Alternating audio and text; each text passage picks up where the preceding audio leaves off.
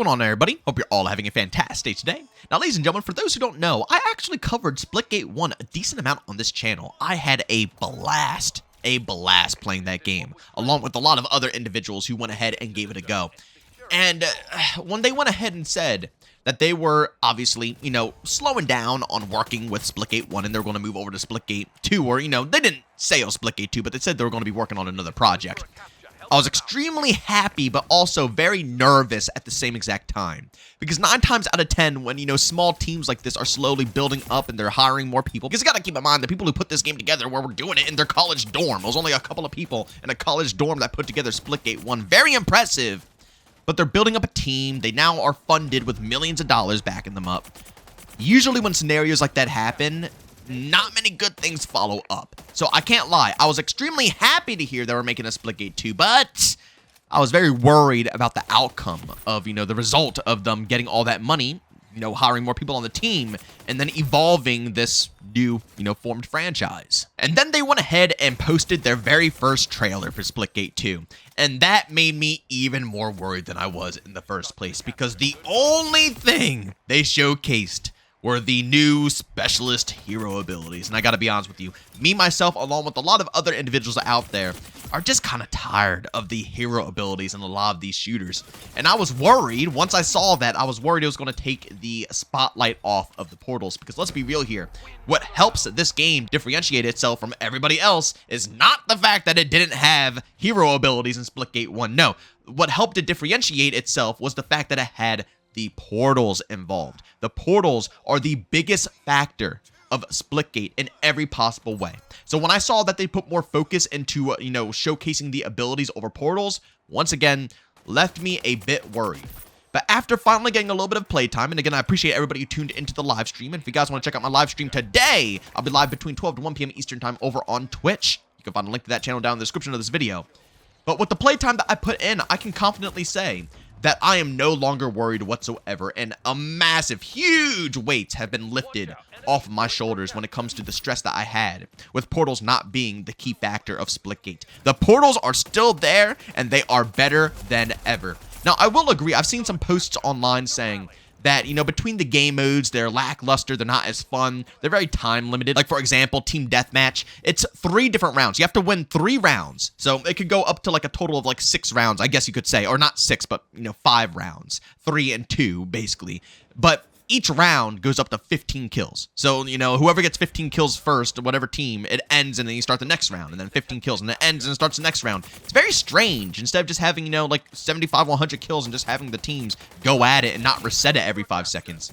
A lot of the game modes are slowed down a bit and more, I guess you could say, competitive nature, involved to the overall mix. So people are a little stressed about that. And also the maps, I'll be real with you guys as well. I don't mind the maps. I don't mind them, but I 110% agree with the rest of the community that the maps aren't as portal-based as they were in Splitgate 1, which leaves me a little worried still, although I'm not as worried as I was before.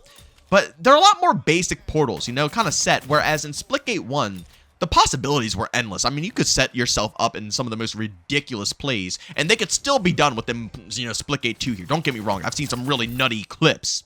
But in Splitgate 1, the map designs were really awesome, really in-depth. A lot of ways to finesse people. And it's hard to judge now because we only have 3 maps within the alpha playtest. We have no clue what's coming at launch. But I will say the 3 maps that we've gotten are kind of basic when it comes to the portals, They're pretty set, and it almost seems like, the developers want you to take a specific route, Whereas Splitgate 1, it didn't seem like the developers wanted you to take one specific route. They just put portals on everything and said, go at it. You know what I'm saying? And that led to some really fun gameplay. So I understand those concerns. But again, as I said, it's an alpha, and we have no clue what else is coming into the game. We only have a set amount of power weapons. We only have a set amount of maps. There's only a set amount of things to do. And with what I played, although, like I said, I understand the criticisms, I am extremely happy with Splitgate 2. It literally feels exactly like Splitgate 1 in many ways. I was worried they're going to change the overall vibes, the movement, the flow, but the movement's solid. The gunplay is outstanding. It feels extremely rewarding. And the abilities are not over the top. I was very worried that they were going to be pretty obnoxious, which I will say the wall hack ability is obnoxious. I hate it. I don't know why every game that introduces hero abilities needs a wall hack ability. Why do we have to keep giving people free wall hacks in every game that we play? I just don't get it, man. It seems like every game that implements, these type of abilities has to have wall hacks in it. It's so stupid in my personal opinion. But that's probably the worst ability that there is in the game. Everything else flows really nicely between, some of the lethals that you could throw down to slow down enemies or shock enemies. The one ability that gives you an overcharge, which I believe is the character I'm using in these footages here, which I don't use it that much because I was still fresh into the game. But with more playtime, I definitely used it more frequently. It's really fun, really enjoyable. The stims, it's a lot of things. The mag barrier that you could drop down on the OBJ game mode is really fun to use. Sticky grenades are really useful. They're fun. The abilities are usable and they're useful, but they don't feel overwhelming, should I say. The centerpiece still is 110% the portals. And that's what I appreciate about this game. It literally feels like Splitgate 1 turned up a little bit with, better performance. Maybe not better, I shouldn't say better performance because it's still an alpha and it runs a little rough. But when I say that, I meant it feels polished. You know what I'm saying? Whereas Splitgate 1, although it was fun, you could definitely tell that was two people putting it together in a dorm. Whereas Splitgate 2 actually feels like a really well polished off high budget game. And that excites me because it really does, show potential proof of the future that this game can have. Now, I am worried because I feel like, a lot of the casual audience is going to be a little scared away. But please, guys, don't be nervous or scared away from this game. It's pretty much the same movement, if not a bit slower than it was in Splitgate 1. You can't portal as insanely as you could in Splitgate 1. It was a lot more techniques. In Splitgate 2, the portals, they're still extremely intense. And I will be honest, you will get in some lobbies where some people are destroying with them. But, the majority of the time, you're not going to run into those players 24/7. A lot of the time, it comes down to simple portal work and good gunplay. You know what I'm saying? And if you can manage those two, you will have a blast going ahead and playing this title. But the real question is this game going to pick up any hype?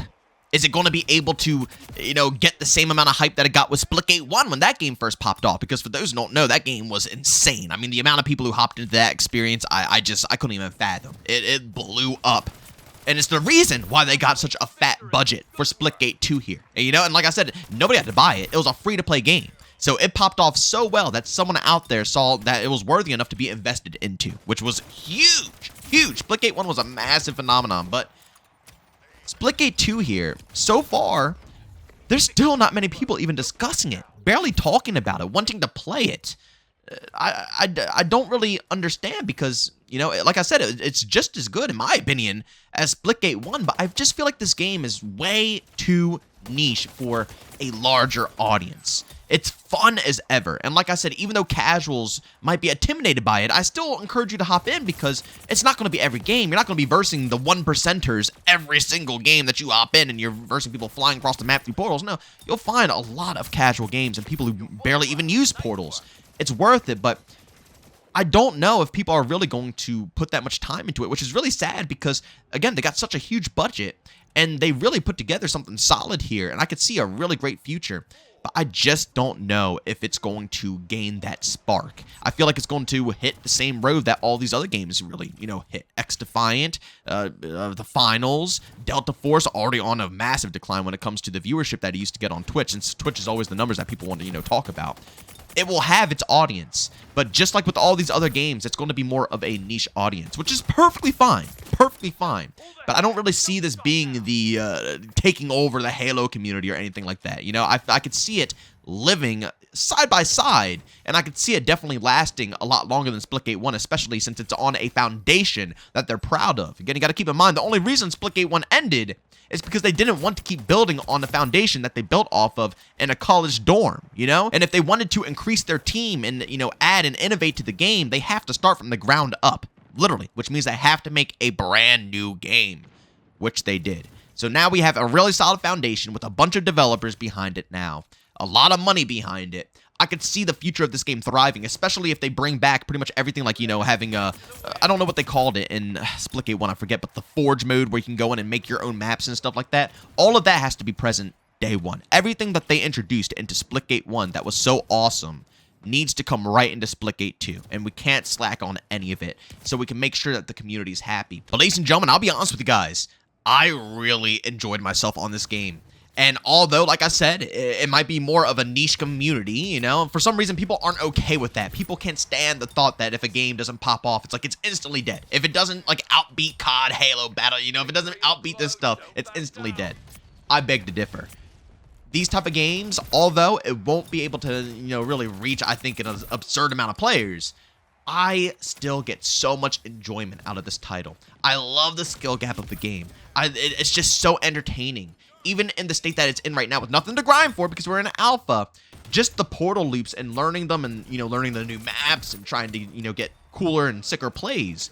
It's just, it's so entertaining, ladies and gentlemen. I highly suggest each and every person giving it a go. Right now, it's currently only on PC. Steam, of course. I believe they are going to be having drops today. I'm not going to be personally streaming it, but you might be able to find another streamer. So, of course, go show some love to some other content creators out there. You know what I'm saying? A lot of the Splitgate creators as well, because, you know, they've been going through a long drought. Anybody who stuck with Splitgate 1 up to Splitgate 2, props. And there are people out there who did it. It was a very rough road. But you guys finally have a brand new game coming out here. And I'm so freaking excited for you guys. Again, it will be on console. It is going to be crossplay. And I'm hoping that they have a crossplay beta at some point in time. You got to remember, it's early alpha. I hope we get a beta that's going to be crossplay. You best believe I'm going to tune into that and squad up with everybody in the open lobbies. That's going to be a blast. But other than that, ladies and gentlemen, I want to know what you guys think of Splitgate 2 here, if you were able to get your hands on. Do you think it's good? Do you think it's bad? Do you think it was, you know, it's able to live up to Splitgate 1's name? Or do you think it honestly lets the whole franchise down? But as always, ladies and gentlemen, if you enjoyed today's video, leave a like. If you hate it, leave a dislike. Don't forget to subscribe and hit that bell. I post daily here at 8 in the morning Eastern Time. And of course, if you guys are interested in any of my live streams, I'll be live today over on Twitch between 12 to 1 p.m. Eastern Time. You guys will find a link to that channel down in the description of this video. But as always, thank you for tuning in. I'll see you all on the next one. Peace out.